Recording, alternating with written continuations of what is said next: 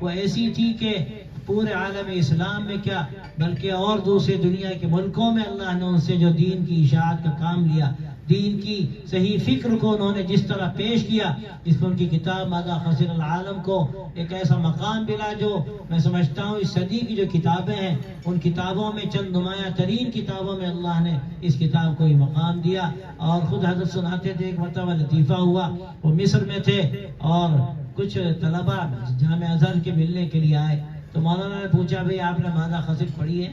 ان میں شہبازوں نے کہا کہ نہیں پڑھی۔ ازما کہنے لگے میری زبان سے جملہ نکل گیا، مجھے بڑی شرمندگی ہوئی کہ جس نے ماذا خسر نہیں پڑھی وہ پڑھ لکھ کر نہیں سمجھا جاتا۔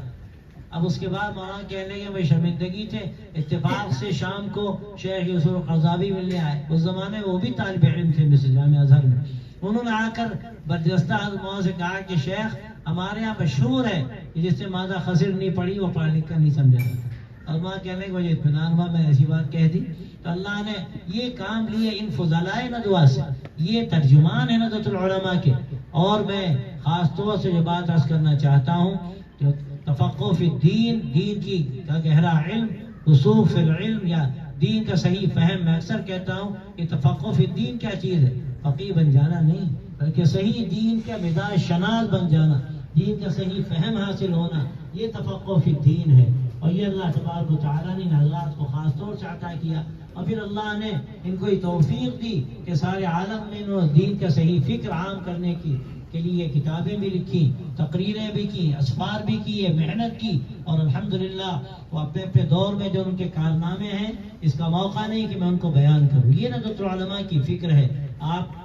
اکثر آپ میں سے وہ حضرات ہیں جن کا تعلق ندوۃ العلماء سے ہے، اس کی فکر سے، اور میں سمجھتا ہوں کہ آپ فکر ندوۃ العلماء کی محبت میں یہاں جمع ہوئے ہیں۔ میری کیا حقیقت ہے میں اپنے آپ کو جانتا ہوں، لیکن یہ نسبت ہے ندوۃ العلماء کی اور اس کی فکر کی، اس فکر سے جو آپ کا تعلق ہے جو معتدل فکر ہے، متوازن فکر ہے۔ اور میں سمجھتا ہوں کہ آج کے دور میں جبکہ دنیا ایسے حالات سے گزر رہی ہے جو انتہائی بعض مرتبہ خطرناک معلوم ہوتے ہیں، اور یہ لگتا ہے کہ نہ جانے کیا ہوگا، انسانوں کو اپنی حقیقت یاد نہیں، انسانوں کے اندر انسانیت ختم ہو گئی، انسان کا اصل امتیاز کیا ہے اور مسلمانوں کا امتیاز کیا ہے، اس سے بڑھ کر میں کہتا ہوں علماء کا امتیاز کیا ہے، آج یہ باتیں فراموش ہو رہی ہیں۔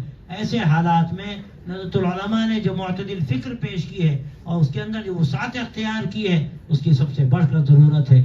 یہ رفع نزاع باہمی جو ندوۃ العلماء کے قیام کے بنیادی مقاصد میں شامل تھا، اور پہلا جو اجلاس ہوا اس میں آپ جانتے ہیں کہ مولانا احمد رضا خالی شریک ہوئے اور بعض دوسرے فرقوں کے لوگ بھی شریک ہوئے، جن کے بارے میں یہ سمجھا جاتا تھا کہ گمراہی کی طرف جا رہے ہیں، لیکن ان کو قریب کرنے کے لیے کہ شاید اللہ تعالیٰ ان کو اس کی ہدایت ان کی ہدایت کا ذریعہ بنا دے، ان کو شریک کیا گیا۔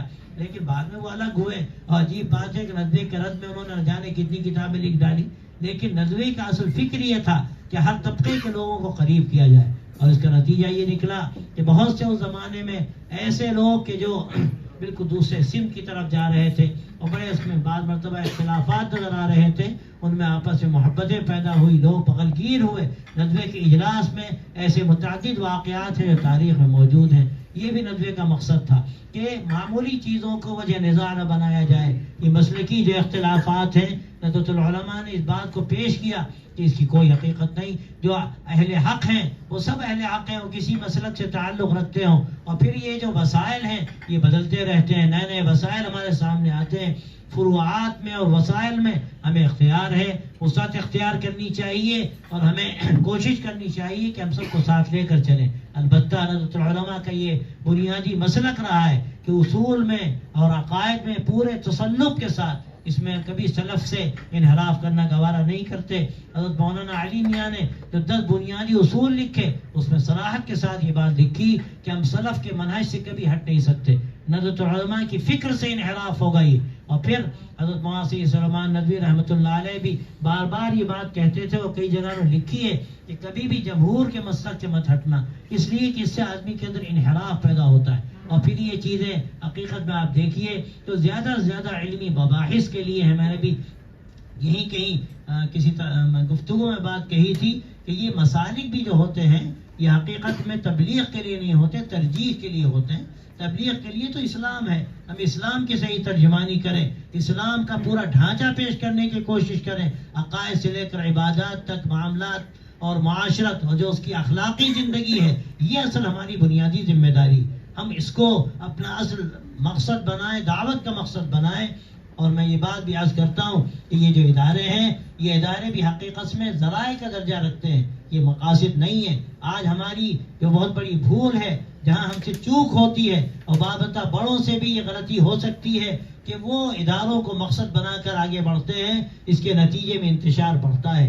ہمارے لیے سب سے بڑھ کر کون ہے؟ اللہ کے رسول صلی اللہ علیہ وسلم کی ذات ہے، حضرات صحابہ ہیں، اور وہ ہمارے سلف ہیں جنہوں نے اسلام کی صحیح ترجمانی کی، اور اللہ نے ان کا انتخاب کیا، اور ایسے اہل حق ہمیشہ رہے ہیں اور ہمیشہ رہیں گے قیامت تک۔ انہی کے راستے پر چلنا اور انہی کے راستے پر رہنا اصل ہمارا مقصد ہے۔ تو یہ ادارے کیوں قائم ہوتے ہیں؟ دین کی صحیح ترجمانی کے لیے۔ اور ندوۃ العلماء کو جو خاص طور سے قائم کیا گیا، وہ اسی لیے قائم کیا گیا کہ اصول میں اور عقائد میں پورے تسلط کے ساتھ، پھر فروعات میں ہم اختیار کریں وسعت کو، اور وسائل جو نئے نئے ہمارے سامنے آ رہے ہیں، ہم ان وسائل کو اختیار کریں اور صحیح دین کی ترجمانی ہم کر سکیں۔ یہ اصل مقصد ندوۃ العلماء کا ہے۔ آپ حضرات یہاں جمع ہیں، ندوۃ العلماء کے فارغین ہیں، اور قدیم ہمارے فارغین جو ہمارے لیے اساتذہ کے درجے میں ہیں وہ بھی موجود ہیں، اور جدید فارغین بھی موجود ہیں۔ میں سمجھتا ہوں کہ ہم سب کی جو بنیادی ذمہ داری ہے آج کے اس دور میں، خاص طور پر کہ ندوۃ العلماء کی اس فکر کو جو حقیقت میں تحریک ہے، اس تحریک کو تحریک بنا کر چلیں۔ اور اس وقت ضرورت ہے ساری دنیا کو کہ یہ فکر لوگوں کے سامنے رکھی جائے کہ بھئی ہمیں ایک لمحے کے لیے بھی کہیں عقیدے میں انحراف ہم نہ اختیار کر سکتے ہیں۔ اور یہ دور جو میں سمجھتا ہوں سوشل میڈیا کے ذریعے سے ہر طرح کے لوگوں کو اپنی بات کہنے کا دور ہے، اور اس میں نتیجہ اس کا یہ کہ بہت سے لوگ ہیں اچھے طریقے سے بات کر سکتے ہیں، ہمارے آس پاس جو مسلمان ملک ہیں وہاں بھی، اور ہمارے دوسرے ملکوں میں بھی ایسے لوگ ہیں جو بعض مرتبہ ذریعہ بنتے ہیں لوگوں کے انحراف کا، اور لوگ کیا دیکھتے ہیں، ان کو اچھے انداز سے بات کہنے کا سلیقہ آتا ہے، اپنی بات کہتے ہیں۔ اب اگر خدا نہ خواستہ ہم نے حقیقت نہ سمجھی اور ہم منزل سے دور ہوئے تو یہ ہمارے لیے بڑے خطرے کی بات۔ میں نے بات کئی جگہ عرض کی کہ دیکھیے سڑک بڑی اچھی ہے، لیکن یہ بھی تو دیکھیے کہ آپ کی منزل کیا ہے۔ کیا آپ سڑک اچھی ہے تو آپ اس کو آپ آگے بڑھتے چلے جائیں گے، آپ چاہے منزل سے دور ہوتے چلے جائیں؟ ہمیں تو اپنی منزل دیکھنی ہے، اگر سڑک خراب ہے تو بھی اپنی منزل تک ہمیں جانا ہے۔ یہ ہمارے سامنے مقاصد رہنے چاہیے۔ اور ندوۃ العلماء کا جو اصل بنیادی مقصد تھا، ہرگز یہ نہیں تھا کہ وسعت فکر کا یہ مطلب لیا جائے کہ ہم آگے بڑھتے چلے جائیں یہاں تک کہ انحراف کا شکار ہو جائیں، بلکہ تحریف تک پہنچ جائیں یا گمراہی کا شکار ہو جائیں۔ ندوۃ العلماء ہرگز اس کی دعوت کے لیے قائم نہیں ہوا تھا۔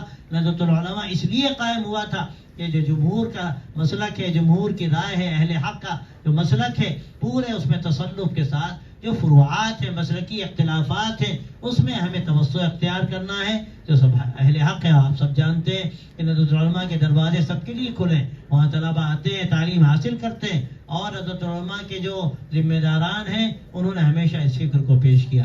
تو جو وسائل و ذرائع ہیں ان کو بھی ہمیں اختیار کرنا ہے، جو جائز چیزیں نئی نئی ہمارے سامنے آ رہی ہیں ہم تحقیق کریں، ان کو اختیار کریں۔ اور یہ جو ہمارا اصل مقصد ہے انذار قوم کا اور لوگوں تک بات صحیح پہنچانے کا، ہم اپنی زندگی بھی ایسی بنائیں کہ ہماری زندگی سے لوگوں کو نفع پہنچے، ہمارے اخلاق سے لوگوں کو ایک نمونہ ملے، اور ہمارے اس معتدل مزاج سے لوگوں کو کچھ نہ کچھ فائدہ پہنچے۔ ہمیں بعض مرتبہ ہو سکتا ہے بات کہنے کی ضرورت نہ پڑے، لیکن ہماری جو ایک معتدل زندگی ہے، بلند اخلاق رکھنے والی زندگی ہے، لوگوں کو ساتھ لے کر چلنے والا جو ہمارا مزاج ہے، اس مزاج سے لوگوں کو نفع پہنچے، یہ بھی ہمیں اختیار کرنا ہے۔ اور پھر اللہ نے ہمیں جو بھی صلاحیت دی ہو اس صلاحیت کا بھی استعمال کرنا ہے۔ میں اپنی ذمہ داری سمجھتا ہوں کہ میں یہاں حاضر ہوا تو میں یہ چند باتیں آپ کے سامنے رکھوں کہ آپ کو ایک تو ندوۃ العلماء سے جو آپ کا تعلق ہے، میں اس پر آپ کو مبارکباد دیتا ہوں کہ پیوستہ رہے شجر سے امید بہار رکھ، کہ آدمی اگر پیوستہ ہے اپنے اصل بنیاد سے تو یقیناً بہار آئے گی تو یہ بہار انشاءاللہ ہر جگہ نظر آئے گی. تو یہ تعلق مبارک ہے. لیکن میں یہ بھی صاف کہتا ہوں کہ اصل تعلق تو ہمارا دین سے ہے، اصل تعلق ہمارا اسلام سے ہے، اصل تعلق ہمارا محمد عربی صلی اللہ علیہ وسلم سے. اور یہ سارے کے سارے ادارے اسی تعلق کی تجدید کے لیے ہیں. اگر خدا نخواستہ وہ تعلق ان اداروں میں نہ رہ جائے تو کیا حقیقت ہے اینٹ و گارے کی اور عمارتوں کی، چاہے کیسی بڑی اور طویل اور حسین عمارتیں ہوں، لیکن اصل ان عمارتوں کا مقصد کیا ہے؟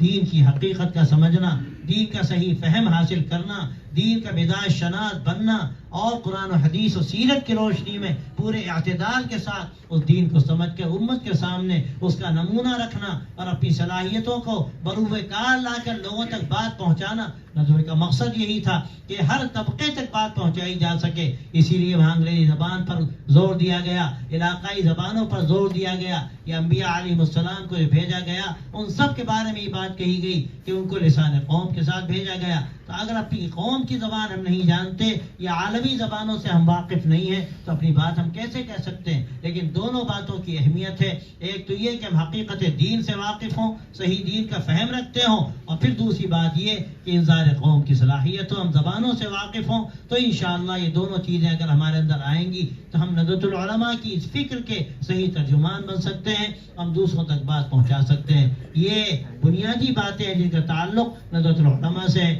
آپ دیکھیے علامہ شبلی نعمانی رحمۃ اللہ علیہ نے جو کام کیا، اور زمانے میں جو بعض فتنے تھے اور غلط فہمیاں پیدا کی جا رہی تھی، انہوں نے کس طرح کتابیں لکھ کر ان غلط فہمیوں کو دور کیا. ان کی کتاب معمولی نہیں ہے الفاروق، وہ صرف حضرت عمر رضی اللہ عنہ کی سیرت نہیں ہے، بلکہ حقیقت میں غلط فہمیاں وہاں دور کی گئی ہیں جو اس وقت پیدا کی جا رہی تھی. اسی طرح یہ کتب خانہ اسکندریہ کے بارے میں جو غلط فہمی پھیلائی گئی، اس پر علامہ شبلی نے مستقل کتاب لکھی، اور بھی ان کے متعدد رسائل ہیں. اور پھر ان کے جانشین علامہ سید سلمان ندوی رحمۃ اللہ علیہ، جن کے بارے میں سمجھتا ہوں کہ شاید ان سے بھی آگے چلے گئے، اور جو علوم شریعت کی مہارت اللہ نے ان کو دی، اللہ نے یہ ان کی ایسی خصوصیت جامعیت کے ساتھ تھی کہ ان کی خود سیرت النبی اگر کہا جائے تو اس کے خاص طور سے جو آخر کی 4 جلدیں جس میں پورے مکمل دین کی ایسی ترجمانی ہے پورے اعتدال کے ساتھ اور تقابلی مطالعے کے ساتھ. میں اکثر کہتا ہوں کہ جس نے سیرت النبی نہیں پڑھی وہ کیا ندوی ہے.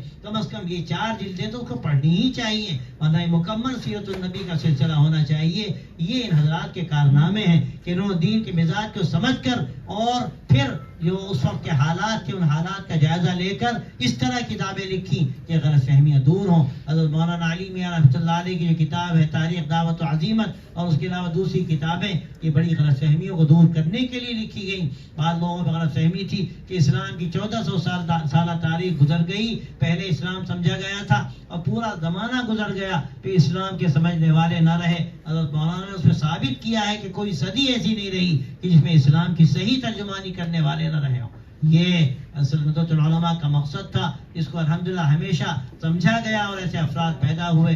ہمارے اخیر دور میں بھی حضرت علی میاں صاحب رحمۃ اللہ علیہ کے شاگردوں کی ایک بڑی تعداد ہے. اخیر میں حضرت رابع صاحب، اللہ تعالیٰ ان کی تربت کو نور سے بھر دے، اللہ نے ان کے کام کو مولانا نے حضرت علی میاں کے کام کو سنبھالا اور اللہ نے ان کو توفیق دی کہ انہوں نے اس منزل تک پہنچا دیا کہ الحمدللہ وہ کام محفوظ ہے.